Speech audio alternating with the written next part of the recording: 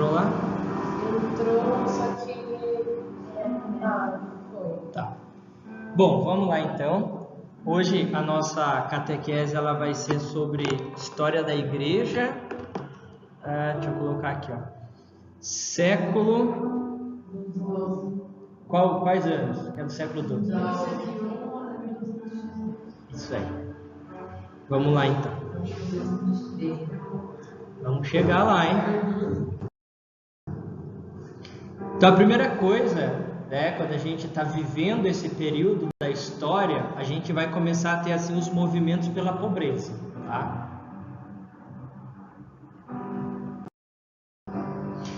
Movimentos pela pobreza. No século 12 e 13 houve um grande crescimento do poder da igreja. O papado se fortaleceu muito no campo político e a riqueza se espalhou pela Europa. Os bispados e os mosteiros foram contaminados pela riqueza. Houve duas correntes opostas a esse luxo todo. Uma que se desviou e se tornou herética, pois ao invés de combater o luxo na igreja, começou a atacar a própria igreja. E houve uma ordem dos mendicantes que fez bem para a igreja. Os mendicantes souberam manter-se fiéis à igreja, embora combatessem o seu luxo e riqueza. Então, o que aconteceu nesse período? Nesse período, a igreja ela se fortaleceu muito, principalmente o papado, ficou muito forte, né? Porque o Papa hoje em dia, para quem não sabe, a sede da Igreja Católica, ela fica no Vaticano. O Vaticano, ele é um país dentro da Itália, dentro de Roma, ele é um país. Então, assim, qual é o menor país do mundo? Alguém saberia dizer qual é o menor país do mundo? O Vaticano é o menor país do mundo, porque ele é considerado um país, mas ele é basicamente assim do tamanho, digamos, do shopping cidade aqui. É um país desse tamanho, tá? Seria que uma mini-cidadezinha.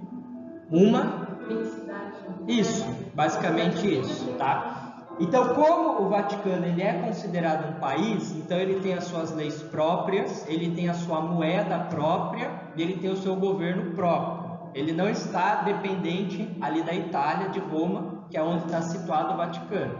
E o Papa, ele é considerado um chefe de Estado, tá? E o que é um chefe de Estado?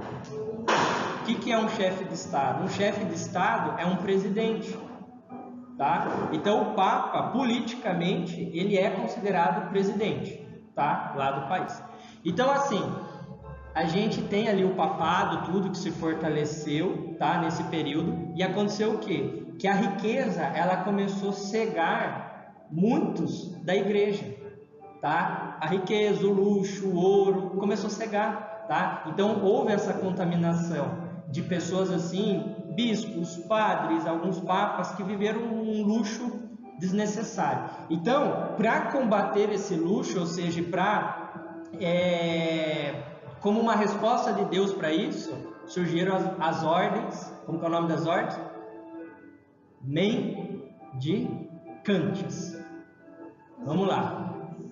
Mendicantes é uma terminologia que foi usada para pessoas assim, digamos que mendigasse, não seria uma palavra exata, mas assim, uma pessoa que pedia, que ficava pedindo, né? Pedir esmola, tá? Então não vivia com recurso próprio, mas vivia de pedir as coisas na rua, tá? Não era algo que tinha, algo que ele pegava. Ele ganhava, davam para eles, tá?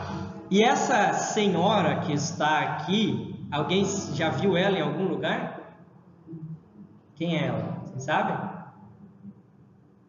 Santa Dulce dos pobres, ou então a irmã Dulce. Essa irmã Dulce, ela foi uma freira baiana, lá da Bahia, tá?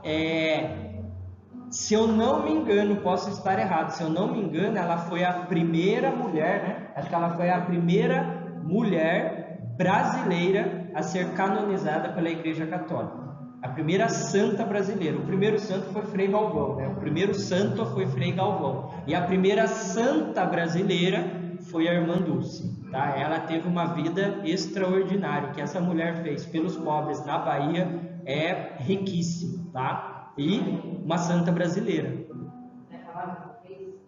A gente fala um dia, tá? Eu coloquei ela aqui mais para dar como exemplo, porque ela praticou esse pedir esmola, tá? Ela vivia de recursos. E ela foi uma santa tão ousada que, vivendo de recursos e de esmolas, ela conseguiu construir um dos maiores hospitais da Bahia. Tá? Tanto que tem um hospital na Bahia, que foi ela que começou a construção desse hospital. E esse hospital ele começou num galinheiro que tinha no convento. Ela levava os pobres e os mendigos lá no galinheiro para cuidar deles. E essa história cresceu tanto que ela chegou, né, a esse cume, né, esse auge de construir um hospital, tá? E construir um hospital, vamos convenhar que é muito dinheiro, né? Não é pouco dinheiro. Nossa, então ela começava a pedir umas 10 vezes por dia. Assim. Muito. E tem uma cena que é interessante, que ela estava na rua e ela sempre falava para as pessoas: dê um dinheiro para os meus pobres, né? Para ela ajudar os pobres dela. E as pessoas davam um pouco. Aí um dia ela estendeu a mão, olha o que essa mulher fez. Um dia ela estendeu a mão para um senhor e falou: dê um dinheirinho para os meus pobres. E aquele homem cuspiu na mão dela. Ela fechou a mão, pôs a mão no peito e falou: isso é para mim, agora dê para os meus pobres. Ou seja, ela aceitou o cuspe dele para ela e depois ela estendeu a mão para ele e falou: agora dê para os meus pobres. Então, assim, vê a grandiosidade dessa mulher, tá? Ela nunca teve ódio também, né? Porque ela podia ficar brava, né? Geralmente esses olhos foi maltratados. Então, aí as grandes e numerosas catedrais, tá? Vamos lá. Essa catedral que está aqui na foto é a Catedral Nova de Salamanca. Se eu não me engano, ela fica lá em Barcelona.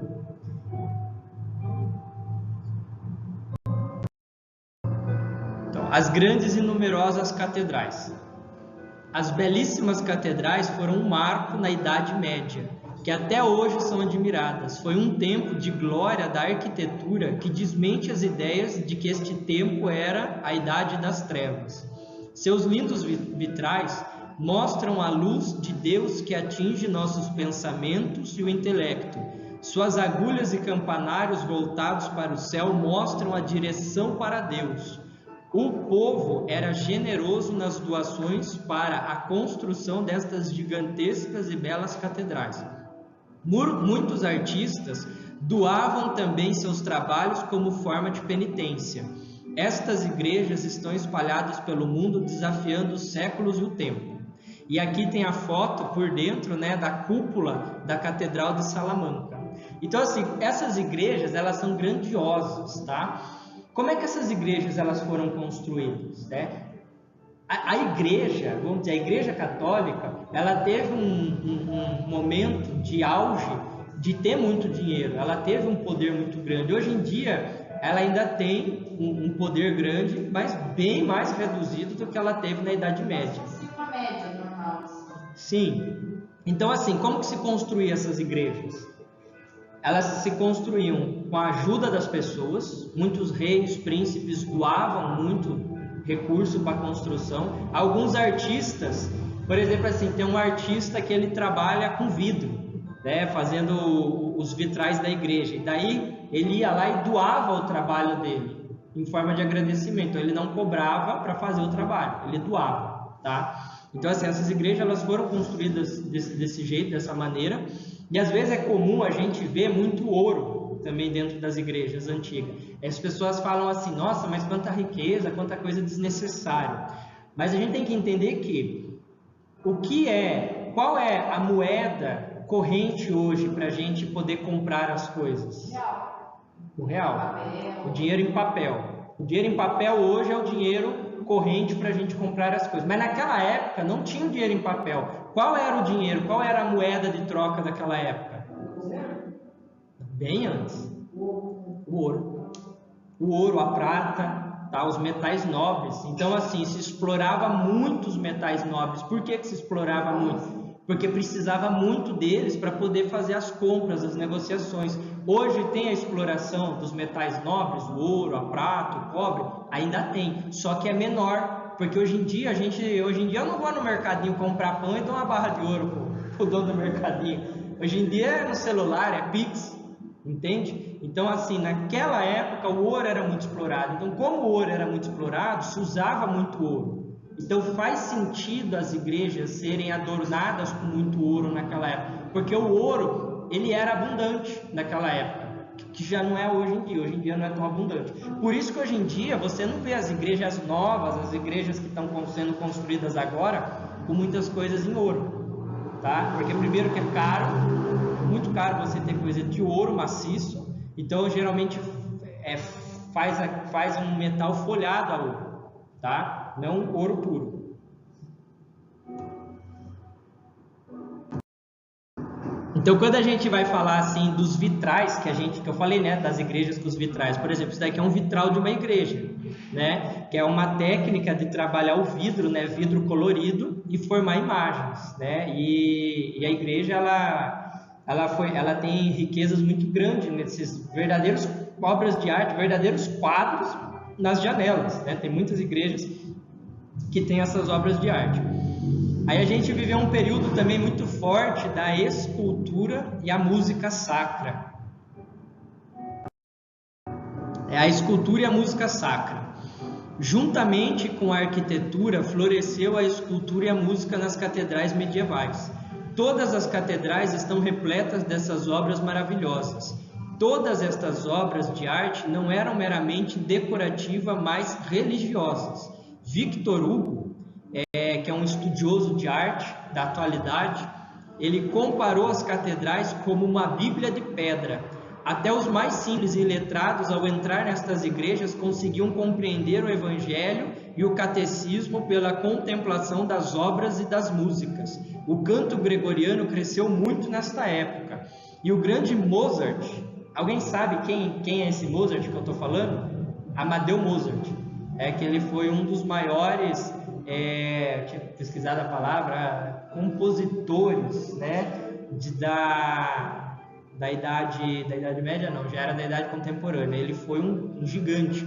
E o próprio Mozart, ele escreveu, né, falando assim: daria toda a minha obra para ter escrito o prefácio da missa gregoriana. E o Mozart, muitas pessoas não sabem, mas o Mozart tem uma obra dele que é chamada As Missas de Mozart, que foi um pedido do Papa na época para que ele compusesse a melodia que era cantada nas igrejas.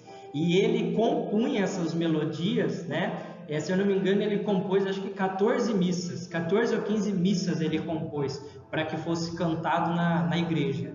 Então, assim, a gente vê essa questão do trabalho também com a música de um nome tão grande que foi o Amadeus Mozart. E aí, quando a gente olha aqui esse altar, vocês estão vendo esse altar aqui onde está a imagem? Vocês estão vendo que ele é rico em detalhes, tá? Das duas ou uma, tá? Ou esse altar, ele realmente é de ouro maciço, ou uma coisa que acontece muito é eles fazem esse trabalho em madeira, eles talham a madeira e depois eles pintam a madeira com uma tinta dourada que parece ouro. Tá? Então nem sempre é ouro, às vezes é um altar de madeira que foi pintado ou banhado, também podem folhar ouro esse altar. E quando a gente falou lá das catedrais, lá tem uma coisa que é interessante. Alguém aqui já foi em alguma igreja que tem esses vitrais coloridos, esses vitrais bonitos? Vocês já foram. Qual que é o momento da gente ver os vitrais? De dia ou de noite? De dia. Porque quando a gente está dentro da igreja de dia, você vê a luz entrando pelos vitrais. Então você consegue contemplar a beleza do vitral. De noite, que está escuro lá fora, aí você não vê o vitral na sua beleza total. Fica escuro, né? Fica assim escuro. Até aqui existe uma teologia dos vitrais. O que é essa teologia? Quando a gente está dentro da igreja e a luz entra pelo vidro, a gente consegue contemplar aquele vitral. Então é a igreja nos catequizando dizendo que A nossa inteligência e o nosso intelecto, quando ele é iluminado pela luz de Cristo, quando ele é iluminado pelo sol que é Cristo, faz com que a gente contemple as verdades de Deus. E as agulhas que foi falado, não sei se vocês já viram aquelas igrejas assim, que tem umas igrejas, que tem uma igreja na esquina ali que é mórmon, né?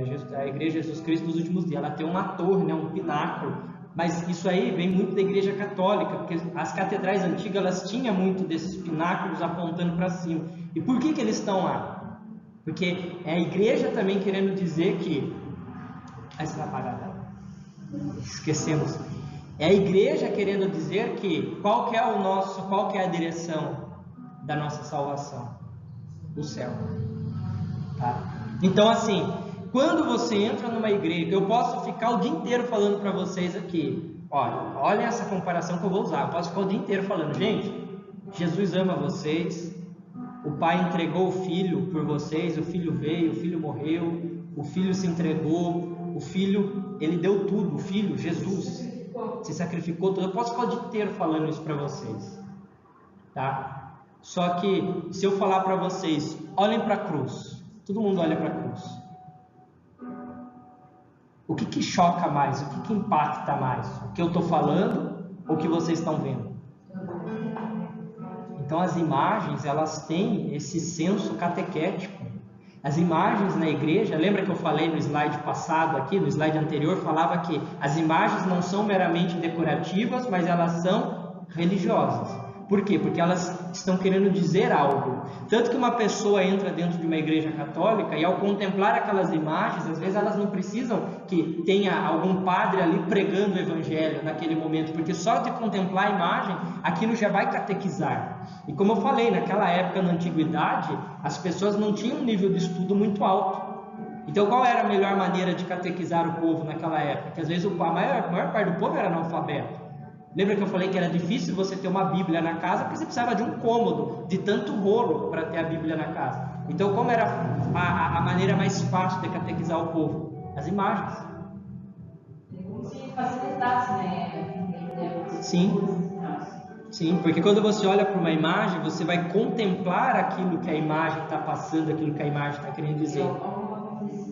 Sim. Então quando a gente olha para uma imagem de Jesus, de Nossa Senhora ou de São José, a gente vai contemplar aquilo que Deus fez na nossa vida, tá?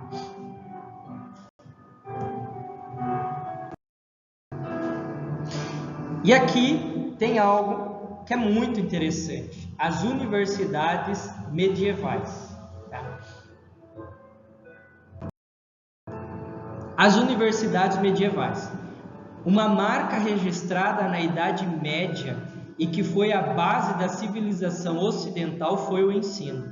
É grave a calúnia de dizer que a igreja tinha um interesse em manter o povo na ignorância para dominá-los. Os fatos mostram ao contrário. E contra fatos não há argumentos. Foi exatamente na Idade Média que surgiu a maior contribuição intelectual para o mundo, o sistema universitário, ou seja, as faculdades. A universidade foi um fenômeno totalmente novo na Europa. No seio da Igreja Católica nasceram as primeiras universidades do mundo, por volta do ano 1100, no meio de um grande crescimento intelectual. As universidades nasceram à sombra das catedrais e dos mosteiros, e a primeira delas foi a Universidade de Bolonha, que ela foi inaugurada em 1158. Na Itália. O documento mais antigo que contém a palavra universitas, que é em latim, ou seja, universidade, utilizado por um centro de estudos, é uma carta do Papa Inocêncio III, que ele foi Papa de 1198 a 1216. E das 75 universidades criadas de 1100 a 1500, 47 receberam bula papal de fundação. Bula papal é um documento do Papa no qual ele funda algo, ele fundou a universidade, ele inaugura ela, tá? Então assim, gente, se nós temos o sistema universitário hoje, se nós temos a faculdade hoje, nós devemos isso a quem? E quando que algum professor falou isso para vocês? Eles só não mencionam, né? Nunca falaram. Eu nunca ouvi isso. Se eu não fosse estudar, eu não ia saber disso se eu não fosse atrás, não fosse estudar. Quem berçou as universidades, quem cria as universidades, quem funda o sistema universitário foi a Igreja Católica da Idade Média. Então, tanto que essa imagem aqui que está no slide aí é a Faculdade de Bolonha por dentro, tá? Aqui é a biblioteca da Faculdade de Bolonha. E se a gente observar lá no fundo, lá aqui, ó, se eu não me engano, é um órgão de tubo, que é um instrumento utilizado no culto litúrgico, tá? Então, assim, falar que a igreja ela queria o povo burro para dominar o povo não faz sentido, porque se ela quisesse o povo burro para dominar o povo, ela não tinha feito sistema universitário, ela não tinha criado. A gente não ia ter um São Tomás de Aquino, não ia ter um gigante Santo Agostinho, um São Leomagno. Não tinha meio que dado conhecimento, né? Tantos doutores, tanta cultura que foi criada. Aí a gente vê hoje em dia, as faculdades hoje em dia, o que elas mais fazem? Elas criam pessoas militantes exatamente para atacar a igreja. Ou seja, eles vieram de nós, eles estão cuspindo no prato que eles comeram, basicamente. Porque naquela época, a maior parte assim, dos professores, até dos reitores das faculdades, quem eram naquela época as pessoas que eram os professores e os reitores? Eram padres, eram bispos. Então as pessoas que estudavam lá, a necessidade também de se criar as faculdades, ela vem muito de uma necessidade de formar o próprio clero. Porque a gente viu que a igreja passou por diversos períodos complicados e a gente viu que tinha padres que eram colocados simplesmente por interesse político, então não tinha a teologia formada na cabeça, né? Porque se você vai ter um médico, o médico precisa estudar para ser médico. Se você vai ter um advogado, o advogado precisa estudar para ser advogado. Se você vai ter um padre, o padre precisa estudar para ser padre. Imagina um padre ser padre e não saber nada de Deus. E não é simplesmente pôr uma Bíblia debaixo do braço, como muitos fazem, depois sair na praça gritando o nome de Jesus, ou então abre uma igreja na garagem da casa, põe umas cadeiras de plástico, uma caixa de som e fala, eu sou pastor, se intitula pastor e começa a gritar. Não é isso, tá? Tanto que, sabe quanto tempo um jovem que ele está no caminho do seminário, né, para virar padre, ele estuda? Vocês sabem quanto tempo um padre estuda em média para poder ser ordenado? Ele estuda em média 8 anos. Ele tem que fazer 2 faculdades. A primeira faculdade, que é básico, currículo básico para os padres, né? Os jovens que vão ser padres. A primeira faculdade que ele faz é a faculdade de filosofia. É a primeira. Ele faz filosofia, depois ele vai fazer teologia. Tanto que aqui na Arquidiocese de Sorocaba, os seminaristas da Arquidiocese, eles fazem a filosofia na Uniso, e depois que eles concluem a filosofia na Uniso, aí a igreja tem um instituto próprio de teologia, que fica lá na Eugênio Saler, no CAPS, e lá tem uma faculdade, né? E eles formam os jovens na teologia. Então primeiro eles fazem a filosofia, 3 anos de filosofia, 4 anos de teologia. E mais os estágios pastorais até ser ordenado diácono e depois padre. Então não é uma brincadeira. Então assim, a questão das universidades também foi para formar o clero.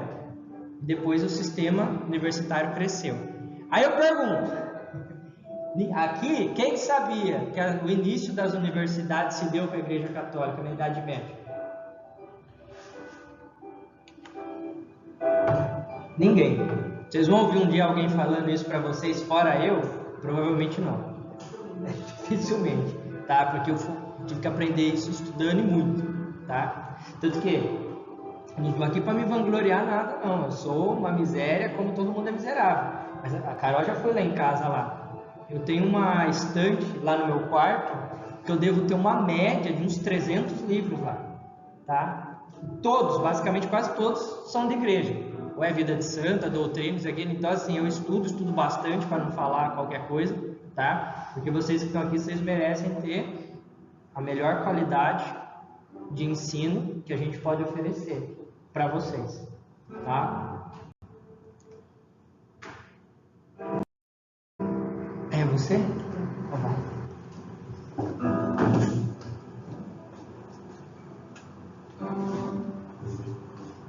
Bom, posso fazer a introdução? Você ia fazer assim? Não, pode. Gente, outra coisa rapidinho. Qual que é o tema ali? É ciência e tecnologia. Quantas vezes a gente já não ouviu falar que a igreja é contra a ciência? Alguém já ouviu isso? A igreja é contra a ciência. Já ouvi falar, mas foi professor, foi gente que é adulto. A igreja é contra a ciência, a igreja é atrasada, a igreja é isso, a igreja é aquilo. Então, vamos ver então. Vai lá. Vamos ver.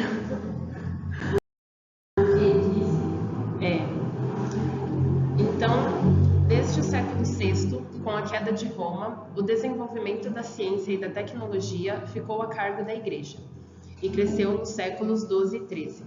Thomas Woods afirma que é difícil encontrar algum grupo em algum lugar do mundo cuja contribuição foi tão variada, tão significativa e tão indispensável como a dos monges da Igreja Católica no Ocidente.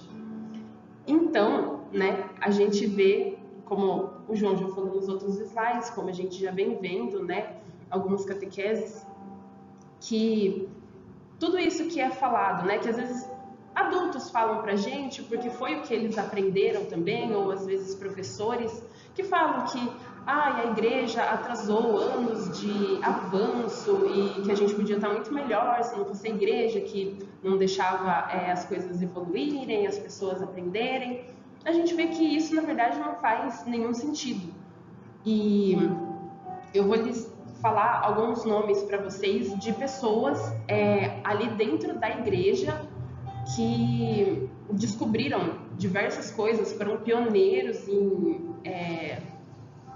em diversos assuntos, como o Thomas Woods, que é um historiador, ele fala, é difícil encontrar algum grupo em algum lugar cuja contribuição foi tão variada, porque a gente vai ver que essas pessoas não foi assim, sei lá, na matemática e na música, não, foram em todas as áreas possíveis. A gente teve padres, monges que desenvolveram coisas naquela época que simplesmente não existiam e hoje em dia a gente usa, hoje em dia é essencial. E assim, tem diversas, O João falou que no livro que ele estava vendo, para montar, assim, tinha muita gente, É uma lista muito... Tive que resumir para pegar alguns, mas tem muito mais do que eu... Sim, aqui eu acho que tem mais ou menos 5 nomes, mas assim, gente, é uma lista infinita. Então, se fosse, seria só uma catequese para falar sobre isso. Então a gente começa aqui, o Roger Bacon, frade franciscano, conhecido como Doutor Admirável, fez estudos e pesquisas em áreas importantes do conhecimento como a mecânica, a ótica, a geografia, além da filosofia. Assim, eu não vou entrar muito sobre cada uma dessas pessoas com vocês, porque assim, realmente são assuntos meio complexos, sabe? Eles descobriram coisas muito complexas. Então, assim, se vocês tiverem dúvida, quiserem saber alguma coisa, daí vocês podem perguntar, eu posso pesquisar e eu trago e falo mais para vocês na próxima aula.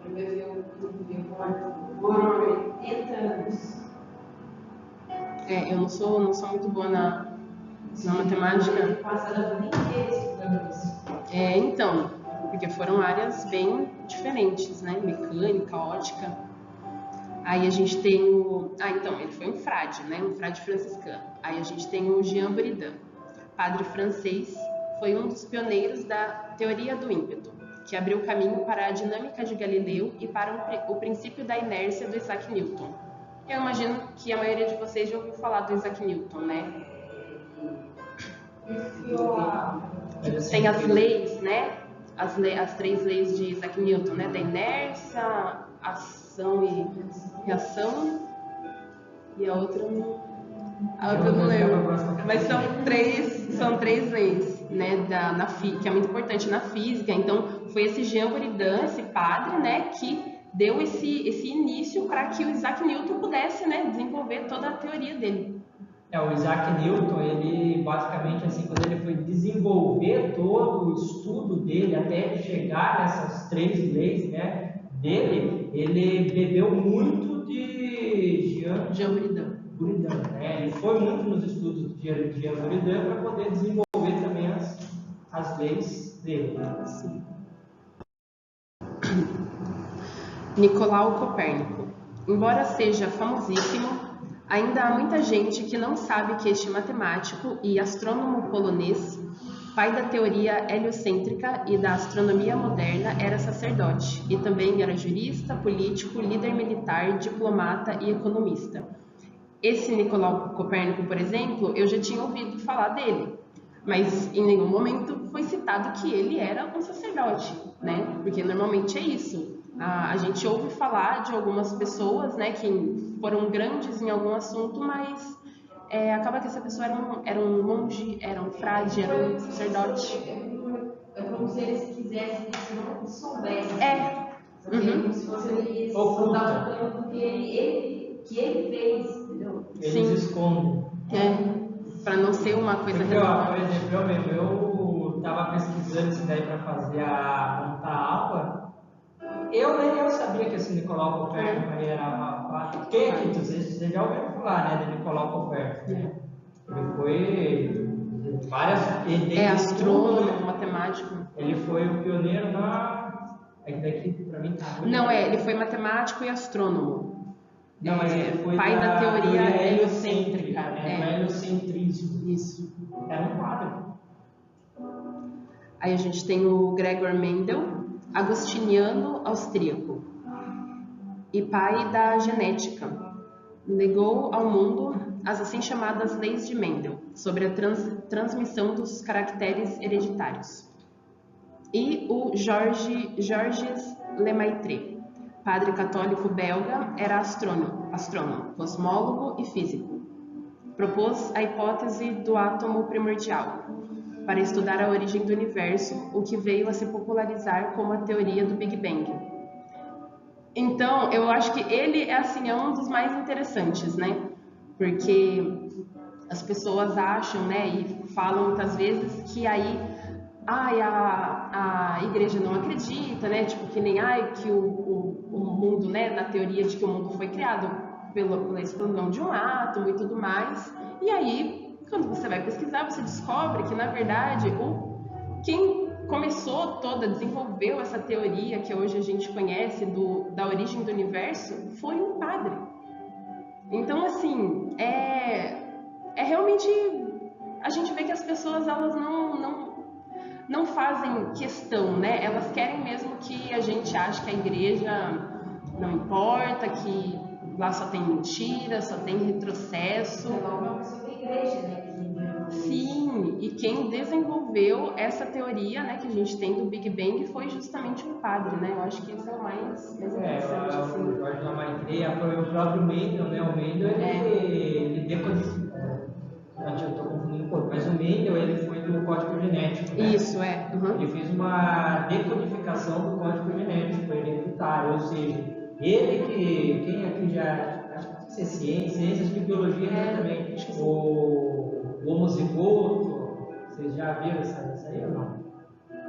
Tem um cálculo lá, vocês vão ver mais pra frente, vocês vão lembrar, que é do homozigoto, que daí se faz um cálculo, que daí tem uma probabilidade para ver se a criança vai ter o olho castanho, se ela vai ter o olho azul, de acordo com o pai e com a mãe. E tem muita coisa que é passada geneticamente para o filho. Por exemplo, tem algumas doenças, algumas coisas que são hereditárias, né? Que a mãe tem, passa para o filho, ou tem o pai, e vai para o filho.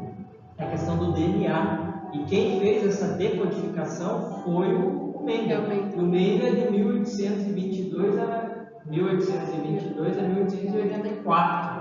Então, se você vê, né, que aí as pessoas falam, o padre só sabe rezar missa. Então, ele rezava a missa, era um sacerdote, atendia a confissão, tinha a vida dele de padre, e nos momentos vagos ele era um cientista. E se dedicou, igual o Lemaitre também, que desenvolveu a teoria do Big Bang.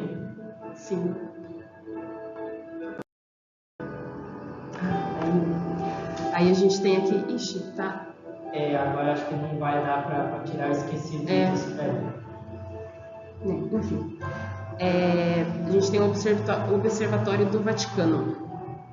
O Observatório do Vaticano, também conhecido como Specola Vaticana, é um instituto de pesquisa astronômico, que depende diretamente da Santa Sé. É um dos institutos mais antigos do mundo. Foi fundado pelo Papa Gregório XIII em 1572, por recomendação do Concílio de Trento. Em 1889, o Papa Leão XIII refundou o observatório e o colocou nos jardins da Basílica de São Pedro. Na verdade, assim, o que é o Observatório do Vaticano? Vocês estão vendo na imagem? O que vocês estão vendo na imagem? Um telescópio gigante. Quem está manipulando aquele telescópio é um papa. Para ver. Então, assim, o observatório, alguém sabe o que é um observatório? O que é um observatório? Observar os astros. Isso, observar os astros, as estrelas, né? Toda essa questão do mundo, das constelações, tudo isso. E isso se começa a partir do momento que se começa a desenvolver os telescópios, porque a olho nu a gente não vê muita coisa, mas o telescópio é a questão da ampliação, né? Quando eles começam a trabalhar a questão do vidro, né? E daí começa a inventar o óculos, tudo. Então, assim, os observatórios, eles existem para estudar o espaço. Por exemplo, assim, um observatório que é famoso, que acho que todo mundo aqui deve conhecer, é a NASA. Todo mundo conhece a NASA. A NASA, ela não anda só foguete pulando no espaço, você observa o espaço. E um dos primeiros observatórios do mundo a existir foi o Observatório do Vaticano, que ele foi criado pelo Papa Gregório XIII em 1572. E por que o Papa criou esse observatório? Para observar os astros. Por quê? Porque a igreja entende que se tal coisa existe, ela foi criada por Deus, porque tudo é criação de Deus. Então, se as constelações, os planetas, os astros, tudo isso existe, porque Deus criou e Deus colocou lá. Deus é o criador de tudo. Então, a igreja, ela nunca se voltou contra a ciência, tá? Porque senão não mandava criar um observatório para estudar os astros. Tanto que, estudando os astros, aí ela foi desenvolver o calendário, que nós hoje usamos o calendário gregoriano. Do Papa Gregório. Esse calendário nosso, né? Janeiro, fevereiro, março, até isso, né? Tem o dedo da igreja ali. Até na questão do nosso calendário foi criado também pelo Papa Gregório. Por isso que como fala, calendário gregoriano. Veio do Papa Gregório, tá? E como é que se cria esse calendário? Se estudando toda a questão do espaço, tá? Porque a gente sabe que em 24 horas a Terra ela gira. Também como é que fala? Ela gira em torno ela gira, a Terra ela gira em si, mas ela também gira em torno do Sol, tá? E como é que se descobriu isso? Através de se observar o espaço, tá? Então, assim, a questão de falar a igreja é contra a ciência, para quem não estudou. E hoje em dia deu para ampliar esse conhecimento por causa desse observatório que foi criado. Com certeza, tanto que esse observatório ele foi criado em 1572. Então, ele, agora em 2072, ele vai fazer 500 anos da sua fundação. Tá? Bom, esse aqui é o Padre Mendel, é só Mendel, né? Não, cadê? É esse aqui, né? Esse é o Padre Mendel, da genética, né? E esse é o Georges Lemaitre, né, da teoria do Big Bang, com o Albert Einstein, né? Que acho que todo mundo já ouviu falar também, já deve ter visto a fotinha dele, né?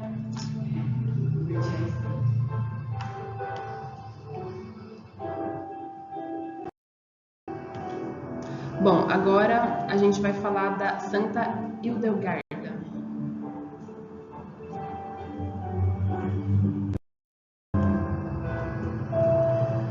O Papa Bento XVI proclamou Santa Hildegarda doutora da Igreja.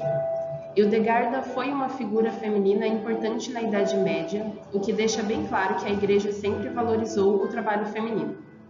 Viveu na Alemanha no século XII.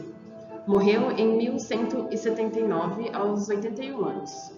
De família rica, foi consagrada a Deus pelos seus pais desde o nascimento. Com 8 anos de idade, foi formada pela professora Judith Speyer, monja beneditina enclausurada.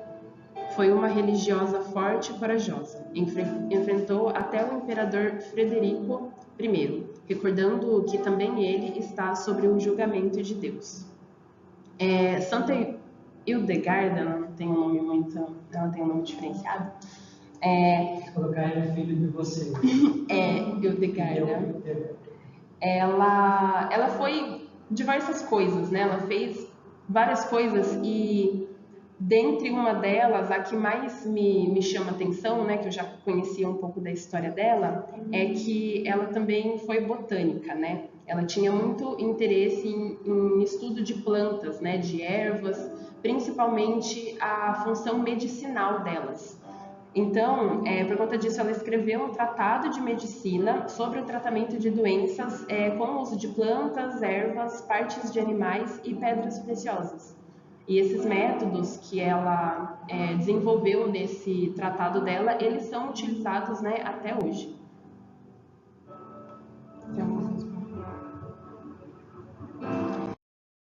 E temos São Bernardo de Claraval.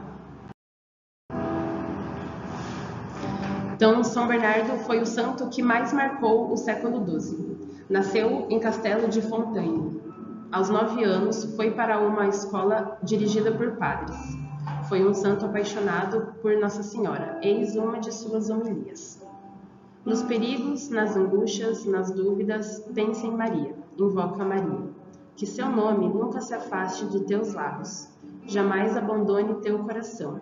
E para alcançar o socorro da intercessão dela, não negligencieis os exemplos de sua vida.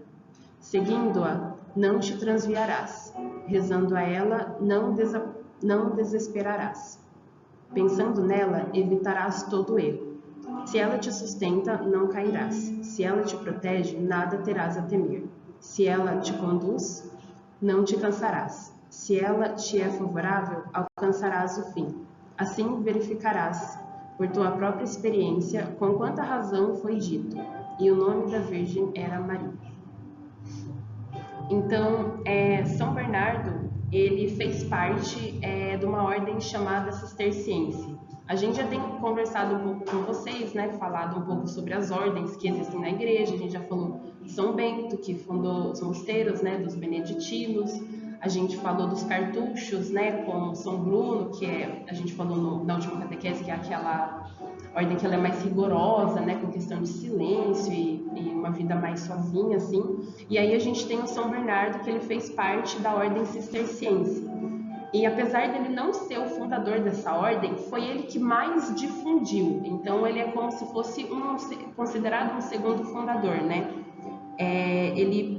Ao passar dos anos, ele abriu 72 casas dessa ordem na Europa, na época dele, né? E algo que eu achei interessante também foi que foi ele quem escreveu o Estatuto da Ordem dos Templários.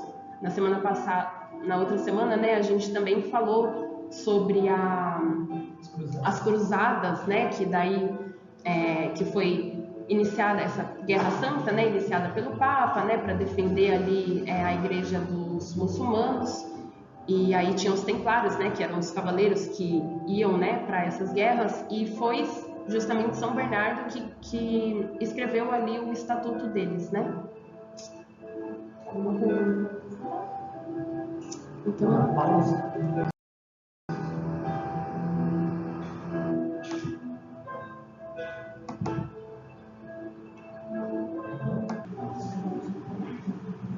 Bom, então aqui, ó, a gente está entrando. Qual século que a gente está entrando? De que ano até que ano? Não. 1901 a 1300. Não. Não, gente. Que ano que a gente está? E que ano que é o século XIII aqui? Qual? O 13 é do ano 1201 a 1300. É isso mesmo, eu queria ver se vocês estão atentos. Mas, se você falou a mesma palavra da última vez que te respondeu o ano do século, estava certo. Agora você fala a mesma palavra. É que eu queria, para aumentar a adrenalina, corta o sono. Deixa em choque. O desenrolar dos acontecimentos. Tá, então aqui a gente mudou de século, tá?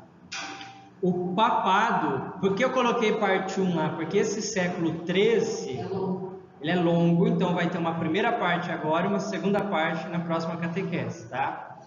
O papado vinha se fortalecendo cada vez mais. O Papa Inocêncio III começou o século mostrando a força interior e exterior da igreja.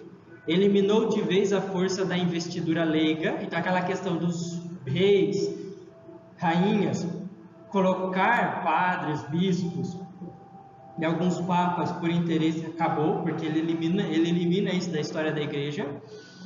O imperador já não tinha força mais para poder indicar bispos para o papado. Neste século surgiram gigantes da fé, como o rei Luís IX da França, o doutor São Tomás de Aquino, São Francisco de Assis e São Domingos de Gusmão, tá? O Papa Inocêncio III. Seu nome de batismo era Lotário. Um nome bem bonito para vocês colocarem no filho de vocês, tá?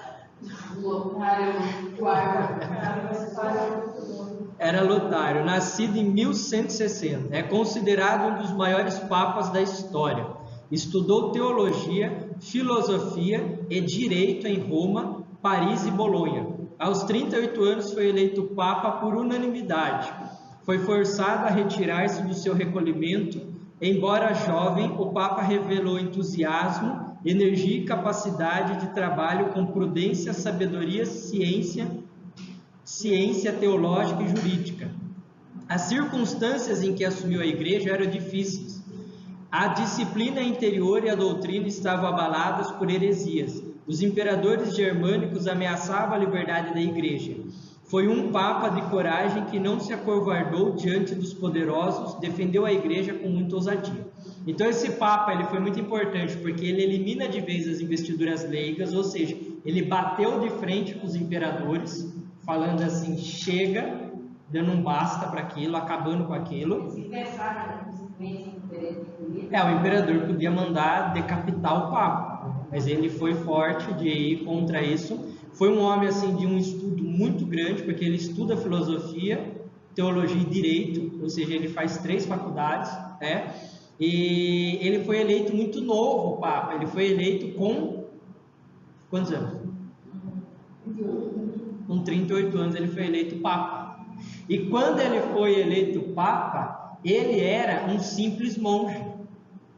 Ele ainda não tinha recebido a ordem do diaconato e nem do presbiterato e nem o episcopado. Então assim, foi muito rápido. Ele foi eleito diácono, bispo, diácono, padre, bispo e depois foi tornado papa.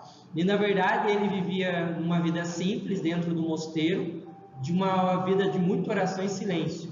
Então basicamente por isso que fala, ele foi forçado a se retirar do seu silêncio, porque ele foi eleito e aí ele teve que acabar deixando o mosteiro para governar a igreja de Roma.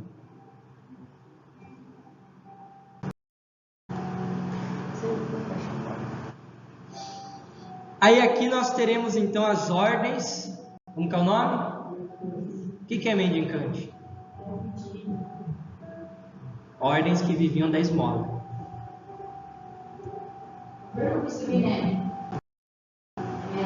Na arte dele tinha um negócio em cima assim, O cabelo, né? A tonsura. É que aqui agora eu não consigo voltar. Tinha uma auréola. É de São Francisco de Assis. Então, as ordens mendicantes. No início do século XIII, tivemos os fundadores das ordens mendicantes. Viviam em grande parte da esmola, que são as doações. renunciavam todos os bens e luxos e viviam da providência divina. A primeira a ser fundada foi a Ordem dos Franciscanos, por São Francisco de Assis. Acho que todo mundo aqui já ouviu falar de São Francisco de Assis. Ele nasceu em Assis no ano de 1181. Até os 23 anos de idade, viveu uma vida relaxada. O seu sonho uma vida relaxada, à procura da glória do mundo e dos prazeres da carne. Seu sonho era ser um cavaleiro, que era um desejo comum dos jovens da época. No entanto, uma doença grave contribuiu para que ele se convertesse. Passou então a ser o cavaleiro da pobreza. A partir do ano 1204, resolveu levar uma vida de penitência e oração, cuidando dos pobres, doentes e reerguendo igrejas caídas em Assis. Juntou 12 companheiros e partiram para Roma a fim de pedir ao Papa Inocêncio III o direito de pregarem o Evangelho. Em 14 de setembro de 1224, já enfermo, ou seja, ele estava doente, ele recebe os estigmas de Cristo e vem a falecer em 3 de outubro de 1226. Os estigmas de Cristo foi o que o Padre Pio teve, que foram as chagas de Cristo na mão, nos pés e no lado. Então, assim, São Francisco, ele era de uma família rica, ele renunciou todos os bens para viver da pobreza. Com 12 companheiros, ele vai ao Papa Inocêncio III pedir autorização para pregar o Evangelho. O Papa concede autorização e eles começam a pregar pelo mundo, tá? Sim, ele quis. E eles viveram uma rigidez enorme. Eles não tinham dinheiro, eles viviam das doações. Então, assim, se naquele dia tinham o que comer, estava ótimo. Se naquele dia eles não conseguiam doação, eles jejuavam naquele dia, porque eles não iam, eles não recebiam dinheiro externo para sobreviver, era simplesmente as doações, tá? Aí a segunda ordem a ser fundada foi os dominicanos. São Domingo de Gusmão nasce em Caleruega, Espanha, no ano de 1170. São Domingos era diferente de São Francisco, que tinha uma alma de poeta e se dirigia aos corações, ao passo que Domingos visava a inteligência e usava mais a razão. Em 1215, funda em Toulouse, na França, a primeira casa da futura ordem. Era um grupo de bons pregadores, bem preparados em teologia e ascética. Recebeu a aprovação de sua ordem do Papa Inocêncio III em 1215 e escolheu a regra de Santo Agostinho. A ordem foi declarada mendicante em 1220, porém a prática era mais suave do que a de São Francisco, ou seja, eles viviam da esmola, mas eles eram menos rigorosos do que São Francisco impôs. E depois os carmelitas, fundada por um cruzado, Bertolo de Calábria. Em 1156, Bertolo retira-se com 10 companheiros para o Monte Carmelo, gruta do profeta Elias, localizada na Palestina, a fim de levar uma vida mais eremítica. Recebem do patriarca Alberto de Jerusalém uma regra totalmente contemplativa e receberam a aprovação do Papa Honório III em 1226. Então essas ordens, elas se popularizam muito na igreja e elas vão reformar a igreja por dentro, para que a igreja, ela de certo modo, comece a olhar para a pobreza de uma maneira mais diferente. Que nem eu falei, que a riqueza contaminou de certo modo os mosteiros e a igreja. Então essas ordens, elas vão ser um grito para a igreja de que, acima de tudo, os pobres. Tá? E daí eu trouxe a foto de algum desses religiosos e dos hábitos que eles usam na atualidade. Então a primeira ordem é a franciscana, fundada por São Francisco de Assis. Aqui do nosso lado esquerdo nós temos o ramo masculino e do lado direito o ramo feminino da ordem. Então nós temos os franciscanos e as franciscanas, tá? Fundado por São Francisco de Assis. Então vocês podem ver que a roupa deles é uma roupa marrom com o símbolo, o cordão. A diferença é que as irmãs, as religiosas, elas usam o capuz, né? A cor preta, envolvido com esse branco. Há uma coisa interessante, mas vai dar para ver mais no próximo slide, mas a roupa dessa ordem também tem. Aqui é a ordem dominicana, né? Se vocês repararem aqui as mulheres, vocês estão vendo que elas têm um cinto aqui. Ou seja, elas têm uma túnica e daí tem uma roupa que é uma faixa que cai pela frente e cai atrás. É chamado de escapulário. Vocês aqui ninguém usa escapulário, né? Escapulário é isso aqui. Alguém usa escapulário aqui? O escapulário original, ele é dado a São Simão Stock por Nossa Senhora do Carmo, Nossa Senhora do Monte Carmelo. E as ordens religiosas, elas assumem o escapulário nos seus hábitos. Porque o escapulário é esses dois tecidos que caem pela frente e caem por trás. Deixa. Pela frente e por trás, tá? E aqui é a ordem carmelita, tá? O lado esquerdo masculino e o lado direito feminino. Carmelitas, nós temos Santa Teresinha, ela é uma santa da ordem carmelita. É só Santa, deixa eu ver, é só a Santa Teresinha que é carmelita. Então a gente tem aqui uma carmelita, Santa Teresinha. O capuz. As ordens religiosas, aí a Carol pode dar uma contribuição se eu errar. Você quer falar ou falar? Não, pode falar, né? Assim, as ordens religiosas, tem muitas ordens que eles têm um certo capuz que eles põem na cabeça. Geralmente, é um véu. Geralmente, quando se usa esse véu, é uma ordem voltada para a contemplação. Olha, eu não confirmo essa informação, mas eu acredito que isso é uma ordem voltada para a contemplação. E o que é uma ordem contemplativa? Nós temos dois tipos de ordem na igreja, a contemplativa e a de vida ativa. Contemplativa são irmãos e irmãs religiosos que eles entram no mosteiro e não saem mais de lá. A vida deles é ficar lá dentro rezando a vida inteira. É chamado de clausura. Clausura, chamado de claustro. Não, eles saem, por exemplo, se for para ir no médico, tiver uma consulta nesse sentido. Mas eles sim se encerram lá no mosteiro. Para ir no mercado, no shopping, não. Então, assim, são Para visitar parentes também não. Os parentes podem vir visitar. Parentes podem ir ver. Uma vez por ano. Então, assim, o claustro, essa ordem contemplativa, são religiosos que encerram sua vida no mosteiro. E a ordem do ramo é o contemplativo e os ativos. Os ativos já são aqueles religiosos que saem na rua, que evangelizam tudo. Então, geralmente, essas ordens que são muito contemplativas, são as ordens que usam ou o véu, ou os homens usam o capuz, tá? Por exemplo, deixa eu ver aqui. Dom Bosco fundou os salesianos. Ele não tem o capuz, tá? Porque a ordem que ele funda não é uma ordem contemplativa. Eles têm uma atuação muito grande, os salesianos, na rua. Aqui os carmelitas já têm o capuz, porque são mais enclausurados.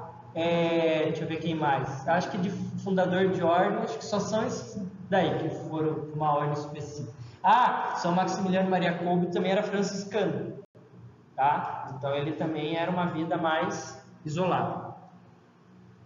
Mais alguma pergunta?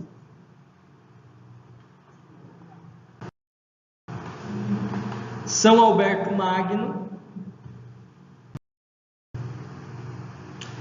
Santo Alberto Magno, dominicano, foi um gênio enciclopédico, mestre e doutor em teologia, filosofia e das ciências naturais, que pelo grande impacto dos estudantes da universidade foi obrigado a pregar em praça pública. Ele nasceu em Lange, na Baviera, em 1206. Foi professor universitário de Paris em 1241, teve São Tomás de Aquino como aluno. Foi um renomado naturalista, estudou física, metafísica, biologia, psicologia e várias ciências da Terra. Ou seja, ele estudou coisa que a gente não sabe às vezes nem pronunciar. Tanta coisa que ele estudou. Muito. Ele conseguiu preparar a potassa cáustica e descreveu a composição química do cinabre, que é o sulfeto de mercúrio. do cerusita, que é óxido de zinco artificial, e do mínio, óxido de chumbo empregado na pintura e na fabricação de vidros especiais, e do carboneto de chumbo artificial.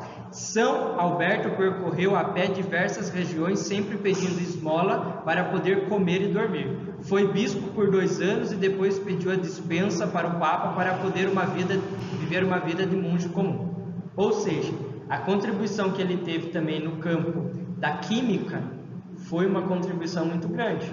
Aquilo que ele descobriu, aquilo que ele acabou inventando.